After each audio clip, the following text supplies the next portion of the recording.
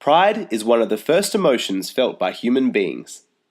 When an infant masters a new skill, like standing up or walking, a feeling of pride naturally follows this achievement.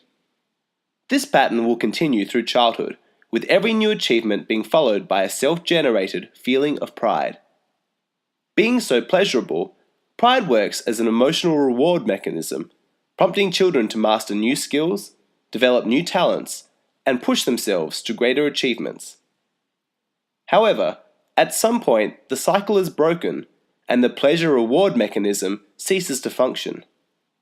At a certain age, we are told that pride is a sin and that the virtue that we should aspire to is humility. The consequences of this are disastrous. In this video, we're going to explore why the feeling of pride is essential to a healthy self-esteem and look at the psychology and agenda of those who favor humility above pride. It is important to understand that pride serves a very important practical purpose by motivating us to bigger and better achievements.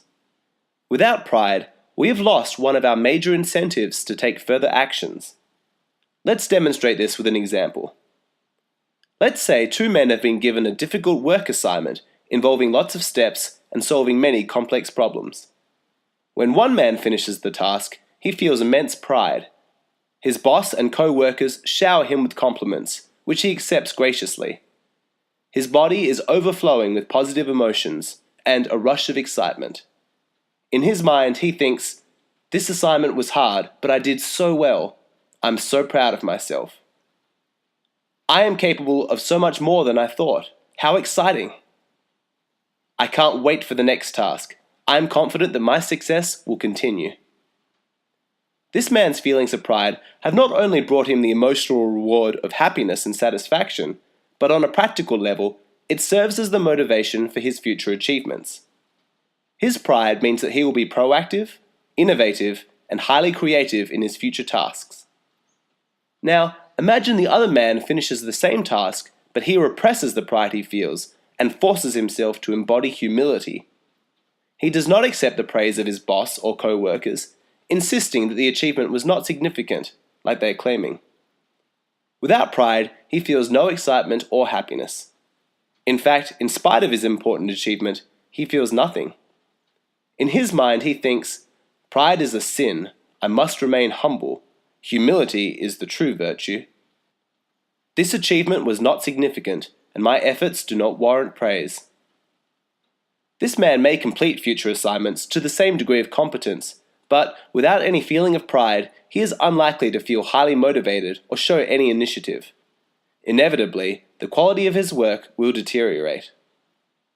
But if pride is so obviously a positive feeling, why is it that people frequently feel antagonistic towards people who publicly display their pride?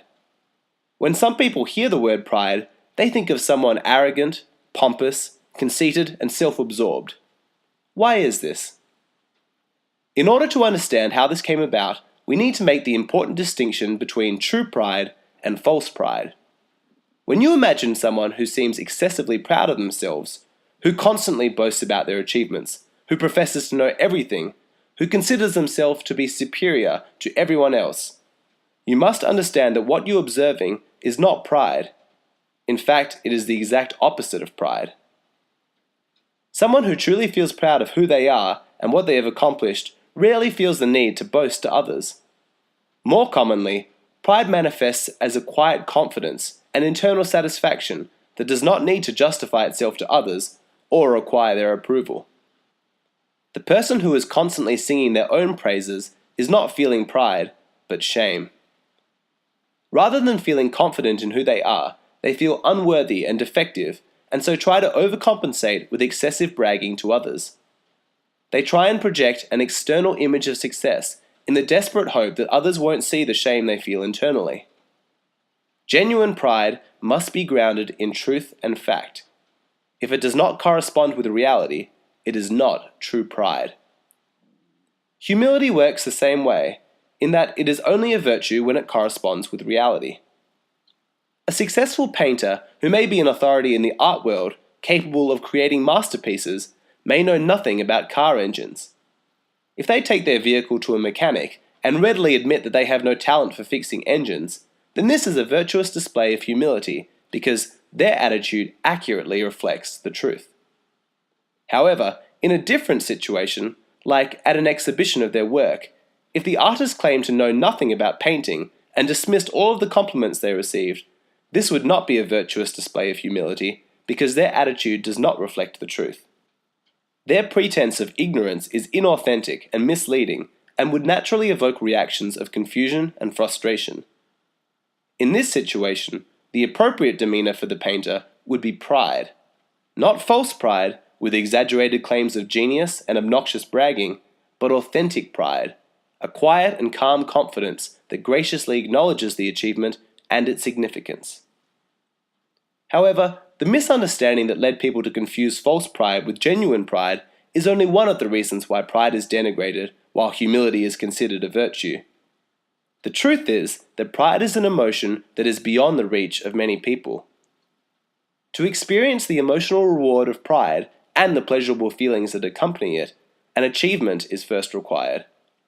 This can be a physical achievement, like completing a task or reaching a goal, or it can be a spiritual achievement, self-improvement, enriching your personality. Whatever the achievement, it will require hard work and effort, and in a culture of underachievers, where too few people have the courage to tap into their ambition and truly chase their dreams, it is no wonder that experiences of true pride are rare. The denigration of pride is simply a case of, I'll reject you before you reject me. Humility, by contrast, is easy to attain. It requires no achievement, material or spiritual. Even those who have given up and never attempt to accomplish anything, help others, or improve themselves can display humility and convince themselves that they are virtuous. This is like a man claiming he is virtuous because he has taken a vow of poverty, when, in truth, he is unemployable. Or a man claiming to be virtuous because he has taken a vow of celibacy, when in truth, he cannot attract a partner. True virtue is not attained by giving something up, but in gaining something, in being ambitious enough to want to feel pride and working to achieve it. It does not matter if other people are criticizing you for being proud of yourself. Your actions have made them uncomfortable because they have betrayed their own ambition and settled for a life void of achievements. When you are proud of yourself and others are reacting with hostility, what you are actually seeing is envy.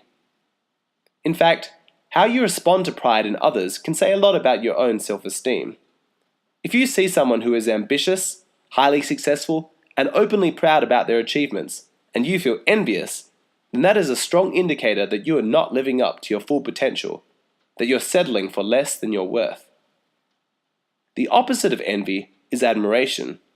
If you admire others for the pride they feel in their accomplishments, that is indicative of a healthy self-esteem.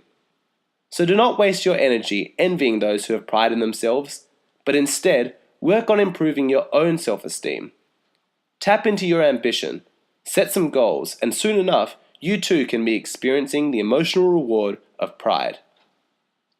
There is a great need to break out of this tall poppy culture where we are encouraged to be ashamed of our achievements in case our pride makes others feel inadequate. The truth is that by allowing yourself to feel pride, you can inspire others to break the cycle of humility and at last give people the permission to feel proud of themselves.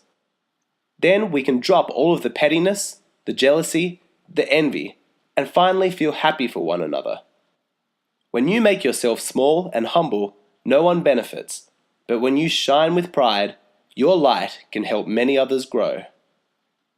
Think now of those special people who want you to live your life to your highest potential, who want you to feel proud of yourself and your accomplishments.